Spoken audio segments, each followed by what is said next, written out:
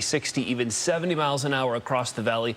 A lot of people woke up to trees and branches down this morning. At one point, tens of thousands of people were without power in the valley. Some of the worst damage is in West Phoenix, where a tree came down, damaging at least 10 cars. Our Michael Raimondi is live in that area near Indian School and 75th Avenue with the story. Man, the wind here last night was really whipping, and I apologize if it gets loud here because this area has essentially turned into a construction site this afternoon, trying to remove this massive tree. We are seeing progress, though. If you were with us an hour ago at 4 o'clock, most of those cars were still covered by all the branches in the really dense trunk. You can still see the top of it on top of the car over there. This crane is actually going in to take some of the big pieces and lift it up after the crews are cutting it up with chainsaws. That's why there's a lot of machinery going on. That's why it's so loud at this point. There's 12 guys out here, part of the crew, doing all this work. And we can actually, for the first time, see in the distance there, the roof was hit as well. It wasn't just the cars in the driveway, certainly some roof damage on the corner there, but these people, just thankful at this point, didn't actually fall on the house while everybody was inside.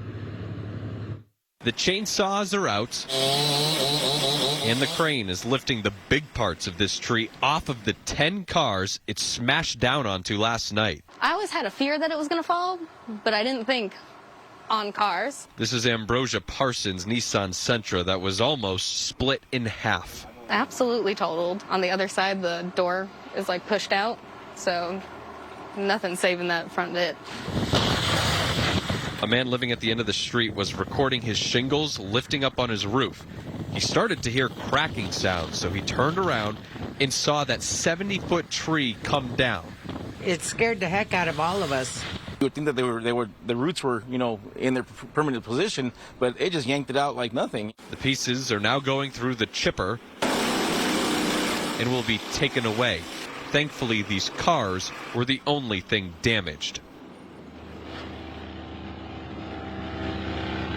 And crews have been out here since about 2:30 this afternoon, and at this point it looks like they have, I'd say, maybe about half of the work done at this point. Again, progress is made, but certainly a lot more work to do. They're definitely going to be here at least for the next couple of hours or so. And speaking with the family who lives inside that home, they said at this point they have their home insurance kicking in, which is why they're able to get this process started. But when it comes to the car insurance and figuring out the car situation, that's really the next step, because a lot of those cars were totaled. I mean, just split in half almost, a couple of them anyway.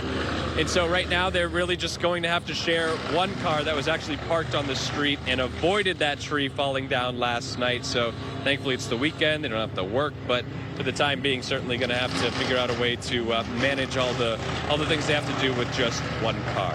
Reporting live in West Phoenix, I'm Michael Raimondi for Arizona's Family. Michael.